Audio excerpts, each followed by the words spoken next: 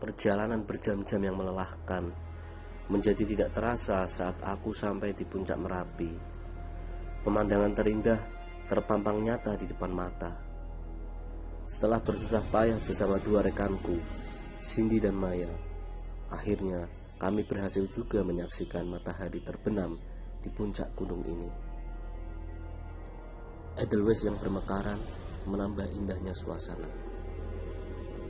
"Naina, sini," Cindy memanggil. Aku meletakkan ransel di atas sebuah batu dan menghampirinya. "Lihat, ada sesuatu di sini." Ia tampak mengambil sesuatu dari tanah setelah lebih dahulu mengoreknya. "Apa ini?" tanyaku sambil mengernyitkan dahi. Tampak logam keemasan persegi dengan ukiran aneh, seperti jimat. "Buang saja, Cin.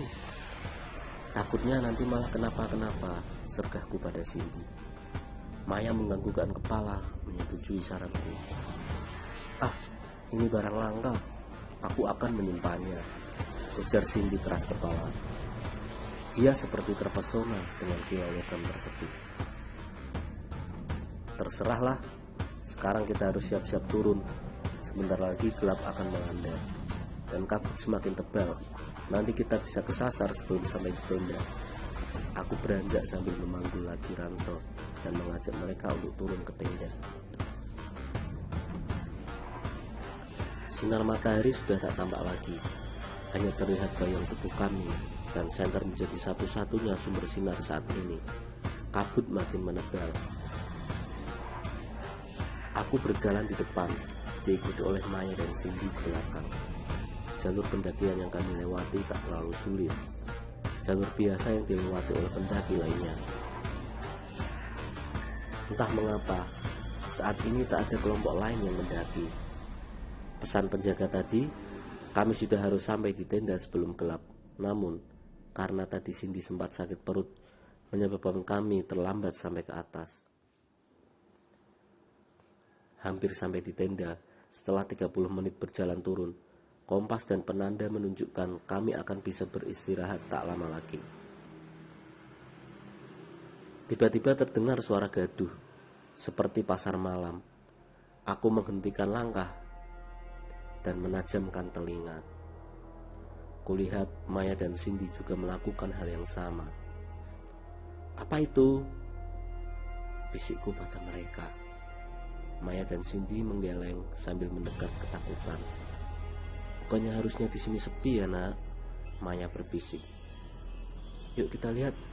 Aku melangkah perlahan menuju sumber suara. Di balik pepohonan dan semak belukar tampak keramaian. Orang-orang berpakaian seperti di zaman kerajaan, seperti di alun-alun. Seseorang berpakaian bak ratu duduk di singgasana di tengah-tengah keramaian itu. Mungkin dia pemimpin mereka. Azimat kebesaran bangsa kita telah diambil oleh seorang anak manusia yang serakah. Sekarang dia harus menjadi tumbal atas keserakahannya dan mengembalikan apa yang telah dia ambil. Terdengar ucapan yang disambut suara riuh rendah hadirin di ujung sana. Mendengar ucapan wanita tersebut, sontak aku memandang ke arah Cindy. Ia terlihat sangat pucat dengan mata terbelalak. Cepat aku memegang tangannya dan merogoh kantongnya untuk mencari logam yang ia ambil tadi. "Kalian bertiga kemari dengan sukarela atau kami tangkap paksa," tegas wanita itu memerintah. Entah bagaimana dia tahu kalau kami ada di sekitar sini. Tanpa membuang waktu, aku menarik tangan Cindy dan Maya yang terasa sangat dingin. Meski hati berkecamuk dan dada berdebar, kami melangkah perlahan. Ternyata mereka tak seramai yang terlihat. Hanya sekitar 50 orang dari hasil hitung cepatku. Tampak dua pengawal mendekat. Mereka mengawal kami menuju ke arah singgasana. Sekitar 2 meter di depan ratu, pengawal menghentikan langkah kami. "Bawa wanita itu ke hadapanku," ujar sang ratu sambil menunjuk pada Cindy. Pengawal yang ada di sebelah ratu mendekat dan menarik Cindy menuju ke singgasana. Aku dan Maya terdiam melihat Cindy melangkah ketakutan. Kalian berdua, silahkan tinggalkan tempat ini. Jangan pernah kembali ke sini. Teman kalian ini, dia sudah berani mengambil sesuatu yang bukan miliknya. Maka dia harus mempertanggungjawabkan perbuatannya, tegas sang ratu. Semua terdiam, terdengar isak tangis Cindy. Aku dan Maya berpandangan. Bagaimanapun, Cindy teman kami. Tak mungkin aku pulang hanya berdua dengan Maya saja. Dengan segenap upaya, aku memberanikan diri untuk meminta keringanan. Maafkan kami, Ratu. Maafkan teman saya. Dia tidak mengetahui kalau itu terlarang. Dia menyimpan itu untuk kenang-kenangan saja. Aku memohon, tolonglah Ratu, lepaskan kami. Akan kami kembalikan milik Ratu. Tidak bisa. Itu sudah menjadi aturan di kerajaan ini. Barang siapa mengambil milik kami, maka dia akan membayar dengan nyawanya, tegas sang ratu sambil membelalakkan mata. Aku gentar melihat sorot tajam di mata itu. Tangis Cindy semakin keras. Ia menatapku memohon untuk membantunya. Tolonglah Ratu, kami akan sangat berterima kasih jika Ratu mau melepaskan kami semua. Kami berjanji akan lebih hati-hati lagi, Ratu.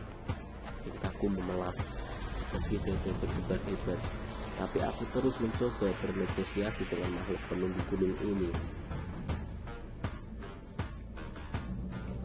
Ternyata benar kabar yang tersiar di kalangan pendaki, bahwa jangan pernah mengambil apapun dari gunung ini jika ingin selamat kembali ke rumah. Ah, dasar Cindy, bukannya sudah kuperingatkan dia tadi. Tidak ada ampunan. Dia harus menjadi abdi di kerajaanku. Kalian berdua akan aku lepas. Pengawal, ikat wanita ini, dan mereka berdua kirim kembali ke tempat asalnya.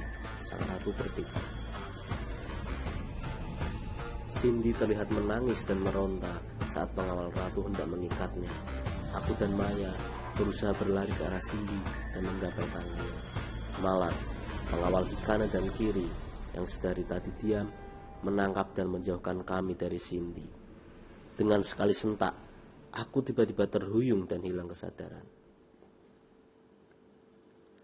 Percikan air di wajah membangunkanku. Mimpi yang sangat aneh. Tiba-tiba aku tersadar. Tampak bapak penjaga gunung di depanku memegang sebotol air. Kenapa tidur di sini, Nak? Tanya si bapak. Ah, aku ingat namanya Pak Umar. Hah? Bukannya kami ada di tenda, Pak? Mimpi saya aneh sekali tadi malam, jawabku. Di tenda bagaimana? Anak tidur di depan pos jaga. Dan ini, kenapa cuma berdua? Bukannya kemarin kalian naik bertiga? Mimik wajahnya heran. Kesadaran yang sebenarnya menyergapku.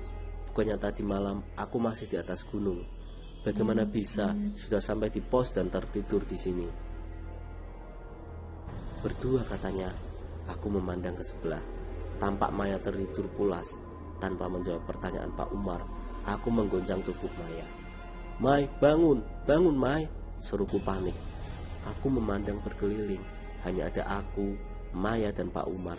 Cindy ada di mana? Apa itu bukan mimpi? Maya perlahan membuka mata. Pak Umar masih menatap kami berdua dengan pandangan heran. Kita di mana, Nak? Kenapa bukan di tenda? Maya bertanya sambil bangkit duduk. Kita ada di pos jaga, Mai. Dan Cindy tidak ada, Mai. Jawabku lemas. Apa? Kemana Cindy, Nah? Aku barusan mimpi aneh, Nah, serunya. Itu bukan mimpi, Mai. Sepertinya itu nyata. Itulah kenapa Cindy tak ada bersama kita. Aku berucap sedih. Maya membelakangkan mata, menatapku tak percaya. Ceritakan pada Bapak apa yang terjadi, Nak, terdengar suara Pak Umar. Sambil menghela nafas dan menahan tangis, aku menceritakan apa yang terjadi pada beliau. Tak pernah ada yang kembali selamat dari atas sana, Nak, jika mereka mencoba mengambil apa yang menjadi milik kerajaan lembu tersebut, ujar Pak Umar. Maafkan Bapak yang lupa memperingatkan kalian tentang hal ini. Saya sudah mencegahnya, Pak. Tapi entah kenapa, dia seperti tak mendengar ucapan saya. Aku menangis terseduh. Kehilangan Cindy dan kepastian bahwa kami tak akan bertemu lagi membuat pertahananku roboh. Sekarang, kalian istirahat saja. Setelah tenaga kalian pulih, pulanglah. Biar bapak dan tim SAR yang mencari teman kalian. Berhari-hari berlalu, aku dan Maya memilih menunggu di rumah salah satu penduduk. Orang tua kami sudah berdatangan. Memasuki minggu kedua, jasad Cindy ditemukan sudah tak bernyawa. Tak ada keanehan pada jasad yang sudah mulai membusuk itu. Setelah dimakamkan secara layak, aku dan Maya pulang ke rumah masing-masing. Hampir malam, aku dan orang tuaku memasuki rumah. Rasanya letih sekali. Kesedihan, kekhawatiran, dan kepenatan yang sangat membuatku cepat tertidur. Aku melihat Cindy di sana. Ia menatapku dengan sorot mata yang mengibah. Tolong aku, Naina, tolong aku. Aku jadi budak sang ratu di sini. Tolong aku.